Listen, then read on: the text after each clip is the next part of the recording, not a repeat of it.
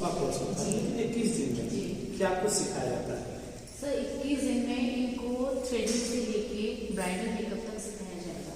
इसमें मतलब वैसे तो 6 महीने का होता है, बट मेरी पूरी कोशिश है कि कम से कम टाइम में मैं इन्हें ज़्यादा से ज़्यादा चीज़ें सिखा सकूँ।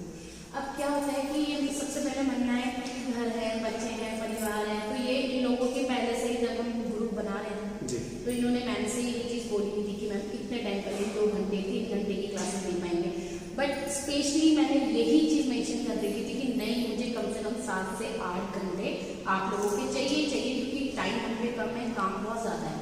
मेरा ये रहता है कि मैं 2-2 दिन मैं प्रैक्टिकल, एक दिन मैं प्रैक्टिकल करती हूँ, दूसरे दिन बच्चे करते हैं। तो ये पूरी कोशिश है कि मतलब इतना रहता है कि मेरे बच्चे थ्रेडिंग, मतलब सबसे ज़्यादा टफ होता है थ्रेडिंग, तो बच्चे थ्रेडिंग आराम से चलाना सीख जाते हैं। थ्रेड मेरा पर डे रहता है, बाकी प्रैक्टिकल हमारा ये कर ही रहेंगे। फिर अब स्टार्टिंग में 21 दिन में ही एकदम तो ब्यूटिशियन नहीं बन सकते, है ना, ये मैं नहीं बोलूँगी कि ये बन जाएंगे, लेकिन मैं इनको होम रेमेडी बेस्ड प्रोडक्ट बता रही हूँ क्योंकि अभी इतने नहीं है कि पैसा, आर्थिक रूप से भी हमें सब चीज़ देखना है कि बच्चों पे पैसा है या नहीं है। ओम साई राम। तो आप सबका स्वागत है मेरे चैनल में।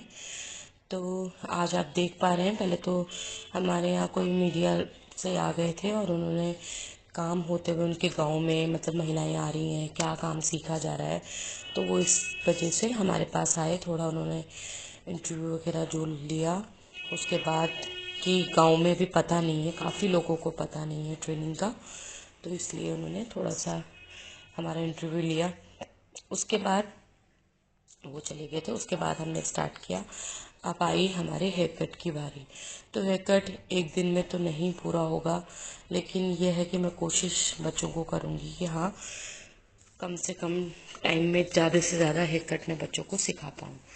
तो मेरा फर्स्ट ही ये था बच्चों से कि आप लोगों को मैं कुछ हेयर स्टाइल मतलब हेयर कट करके दिखाऊंगी। उसके बाद आप ही लोग बच्चों पे आपस में या अपने यहाँ से कोई भी मॉडल ला सकता है और आप लोग हेयर कट कर सकते हैं। अब ये मैं बच्चे पे बता रही थी कि आपके कौन से डेड बाल होते हैं, हेयर कट क्यों करना चाहिए, हेयर कट करना क्यों ज़रूरी होता है, और कि कौन सा बाल काटना चाहिए कौन सा नहीं। तो ये सारी चीज़ें बच्चों को बता रही थी। अब क्या होता है कि ये जो इसके जो बाल थे, ये स्ट्रेट बेचारी कॉमेडी भी कर रही थी साथ साथ, और कि इसको वैसे तो उसका नाम फूल है और मैं इसको छोटी बोलती हूँ क्योंकि ये क्लास में सबसे छोटी सी है।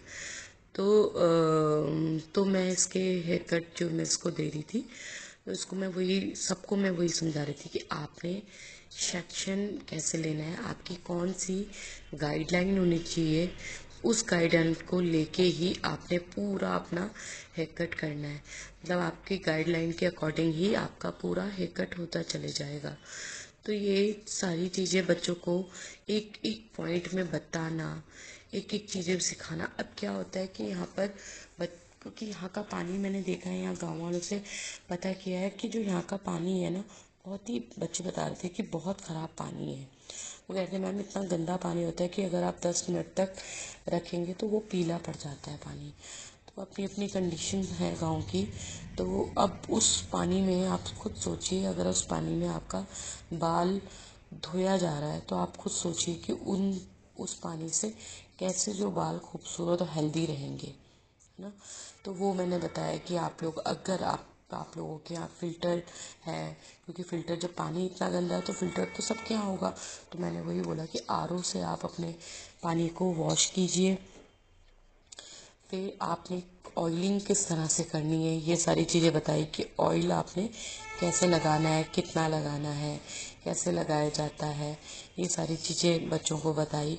और उसी तरह से सारी चीज़ें करवाती चली गई। हेयर कट फिर मैं इस बच्ची का हेयर कट करती चली गई। और हेयर कट में क्या हो रहा था कि लोगों को, क्योंकि ये हमें जो रूम मिल रहा था ये इतना बढ़िया था कि सामने से पूरा पता चल रहा है कि हेयर कट कैसे हो रहा है। और मैं साथ साथ वीडियो भी बनवा रही थी ताकि बच्चों को, मैंने ग्रुप बना रखा है उसमें सारे वीडियो आते चले जाएंगे और उसमें मैं बच्चों को दिखाती चली जाऊंगी कि हाँ, ये वीडियो इस तरह से मैं काम कर रही हूँ।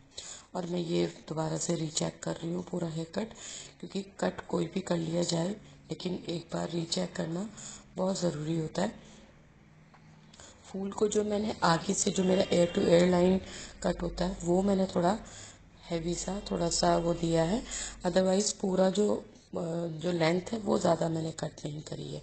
और ये देख पा रहे हैं कि ये मैंने हेयर कट मेरा कंप्लीट हो गया है। और अब मैं हल्का सा रीचेकिंग पीछे से कर रही हूँ, जो हल्की सी टेल नज़र आ रही है उसको मैं करेक्ट करूँगी, उसको मैं कट करके हल्का सा यू शेप में वो दे दूँगी। फिर उसके बाद मैं करूँगी फूल का ब्लो ड्रायर। तो ब्लो ड्रायर में मैंने बहुत इजी टेक्निक यूज़ करी कि ब्लो ड्रायर ज़रूरी नहीं है कि आप लोग, क्योंकि हर कोई ब्रश नहीं यूज़ कर सकता है, तो मैंने ये बहुत इजी टेक्निक यूज़ करी ब्लो ड्रायर की, और उसमें मैंने ये ब्लो ड्रायर दिया। और इससे बाल बहुत इजीली कर्ल हो जाते हैं, अच्छा सा एक वेव क्रिएट हो जाता है और होता भी इजी है। तो बच्चे बड़े एक्साइटेड थे, आधे बच्चे मेरे पता नहीं कहाँ, शायद एक दो बच्चे चले गए थे। और ये हेयर कट में बच्चे बड़े एक्साइटेड, वैसे पूरे कोर्स में ही बच्चे एक्साइटेड होते हैं कि हमें क्या सीखने को मिल रहा है, मैम नेक्स्ट क्या सिखाएगी क्या नहीं। तो ये देखिए, ये मेरा टोटल पूरा हेयर डू कंप्लीट हो गया है और बच्चे बड़े ही खुश हुए कि मैम बहुत सुंदर खूबसूरत भी लग ही रहा था उसका हेयर कट, और अच्छे उस पर सूट भी कर रहा था। एक्चुअली जो उसकी पर्सनैलिटी है उस पर ये हेयर कट सूट कर रहा था। उसके बाद आई डॉली की बारी।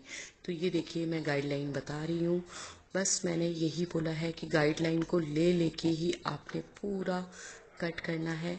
आपका जो सबसे मेन हेयर कट में बात होती है आपकी फिंगर सीजर किस तरह से रखनी है, होल्डिंग जो आप फिंगर होल्ड कर रहे हैं और सीजर होल्ड कर रहे हैं वो आपने कैसे करना है। ये दूसरी मेरी स्टूडेंट आ चुकी है ज्योति, तो इसके बाल बहुत लाइट वेटेड है, तो ये मैंने हल्का सा लेयर करेक्ट किया। उसके बाद बस हम लोग ऐसे ही हेयर कट, काफ़ी सारे हेयर कट करते करते और हमारी ये प्यारी सी शाम के लुफ्त लेते हुए हम लोग चले गए सनसेट होते हुए। देखिए कितना सुंदर लग रहा है। और मुझे इतना बुरा लगता है कि इसको, मतलब यहाँ ये पूरा बारिश के टाइम पे ये पूरी पूरी फसल ख़राब हो जाती है, मतलब ख़त्म हो जाती है, पूरा पानी भर जाता है यहाँ पर। देखिए कितना खूबसूरत लग रहा है। तो ये मलाई चमचम, हाँ, और ये मज़ा लेते हुए हमारी स्नेहा मैम, ये मिठाई इतनी बढ़िया मिली है यहाँ पर हमें, बहुत ही टेस्टी मिठाई है ये। एक चीज़ मुझे बिहार में इतनी टेस्टी लगी है, एक लिट्टी चोखा, एक ये मिठाई बहुत ही बढ़िया। ये हम एक दिन छोड़ के एक दिन खा ही रहे हैं ज़रूर, क्योंकि ये छोड़ा ही नहीं जा रहा है।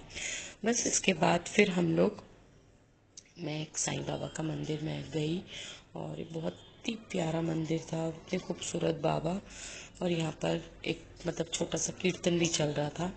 और बस बाबा के पास आके तो फिर मैं अपने आप को भूल ही जाती हूँ, सब चीज़ भूल जाती हूँ। तो थैंक यू सो मच बाबा, मुझे यहाँ मिलने की